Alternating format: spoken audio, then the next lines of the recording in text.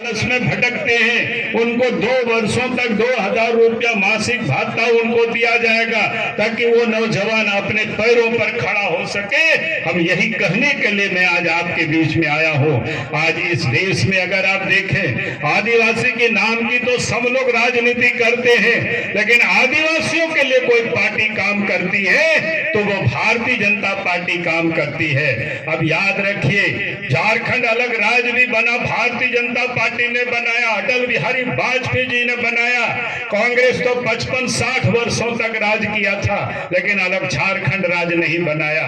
जब 98 और 99 में प्रधानमंत्री अटल बिहारी वाजपेयी जी बने तो अलग झारखंड राज्य बना। यहाँ के आदिवासियों को, झारखंडियों को जो मान और सम्मान दिया भारतीय जनता पार्टी ने, कभी भी कांग्रेस पार्टी ने नहीं दिया था।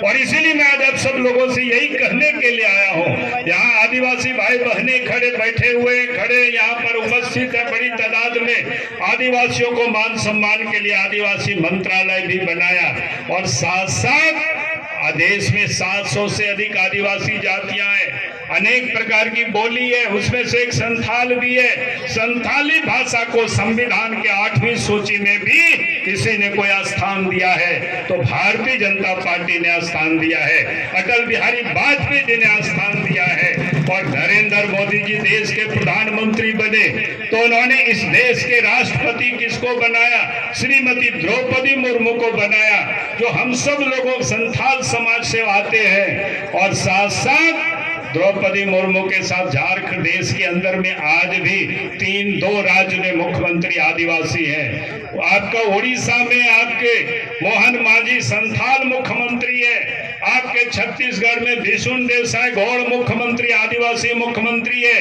अब जरा सोचो, कौन पार्टी इतना आदिवासियों को मान और सम्मान देती है? देश के प्रधानमंत्री गरीबों की चिंता करते हैं। नरेंद्र मोदी जी ने कहा गरीब कोई भूखे नहीं मरे, प्रत्येक महीना 5 किलो अनाज फ्री में भी भेज रहे हैं। स्वास्थ्य की चिंता करते हैं, इलाज ठीक से हो, आयुष्मान योजना, घर प्रधानमंत्री आवास। इस प्रकार से इस देश के प्रधानमंत्री नरेंद्र मोदी जी गांव की चिंता करते, गरीबों की चिंता करते। तो इसलिए बीजेपी की सरकार में गांव तक सड़क भी पहुंच गया।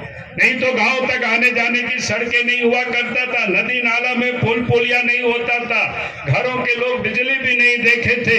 अब गांव के घरों तक बिजली भी पहुंच गया है। अगर ये काम किसी ने किया है तो बीजेपी की सरकार ने किया है, इस देश के प्रधानमंत्री नरेंद्र मोदी जी ने किया है।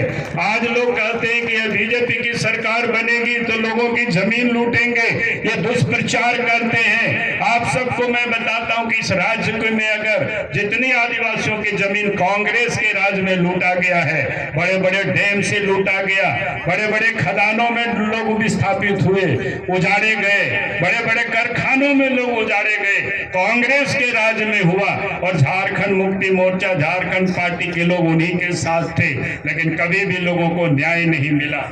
मोदी जी के राज में कहीं भी कोई आदिवासियों को भी उजाड़ा नहीं गया है। और इसीलिए मैं आज आप सब लोगों से यही कहने के लिए आया हूं।